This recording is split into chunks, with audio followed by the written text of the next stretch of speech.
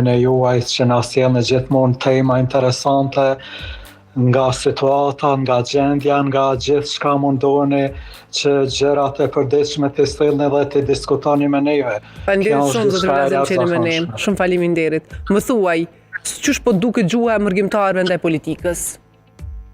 Përbej s'pon vjetor, me thonë vetit mërgjimtar.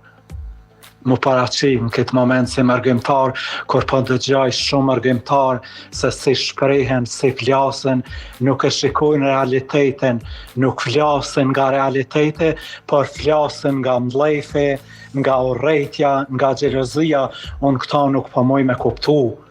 Këta po e sheh një fëmin djep që se qysh janë situata, kush janë fajtori, pse janë ardhur deri këto, edhe fëmija ndjep këta mundet me ditë.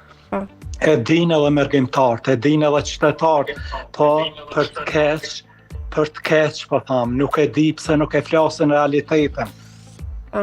Shumë po lajmërohen. Kush mendon që ka fajin kështu për përçarjen mes vendasëve dhe mërgjimtarëve, të lutem? Po kuptohet, kush tjetër pos politikës dhe vetvendosja është ajo që bëni këtë përçarje dhe na ka bën pikë 5.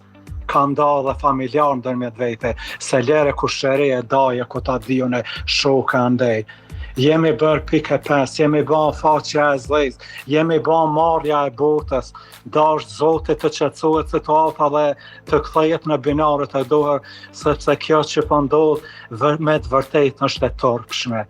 Mjaft e turpshme, po keq edhe Evropa edhe bota me neve, shefat e punës na bëjnë pyetje çfarë po ndodh në Kosovë, ç'është kjo gjendje kështu, tash nuk e keni Serbin me kry, tash ju keni Kosovën, e keni shtetin dorë, çfarë po ndodh, pse nuk po kuptoni, ndërmjet vete për bes po vjetor nuk po di as çfarë të them, as si të përgjigjem.